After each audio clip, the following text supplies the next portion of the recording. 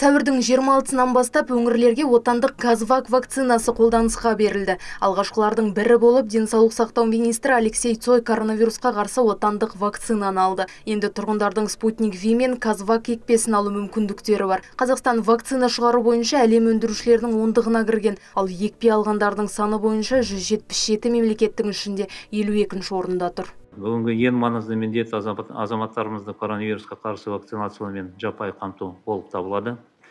Сәуір айының қорытындысы бойынша вакцинациялауға жататын азаматтардың 20% коронавирусқа қарсы вакцина алуға тиіс. Вакцинациялау жоспары мен өңірлерге вакцинаны жеткізу графигін сақтау керек. Сондай-ақ маска кию, қашықтықты сақтау және адамдардың жиналуына жол бермеу бойынша талаптардың қатаң сақталуы маңызды.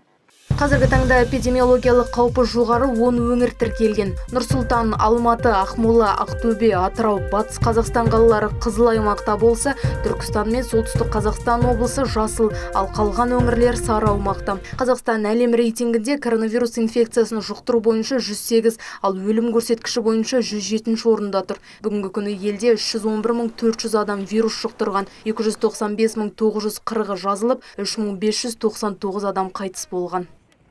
Еженедельная динамика. COVID-19 ауруы мен өлімі туралы жағдай әлемде шиеленісті болып қала береді. Сырқаттанушылық наурыз айының соңынан бастап 46%-ға, ал өткен аптада 8%-ға дейін төмендегені байқалады. Бүгінгі таңда инфекциялық төсек орындар 41%-ға, реанимациялық төсек орындар 28%-ға толып тұр.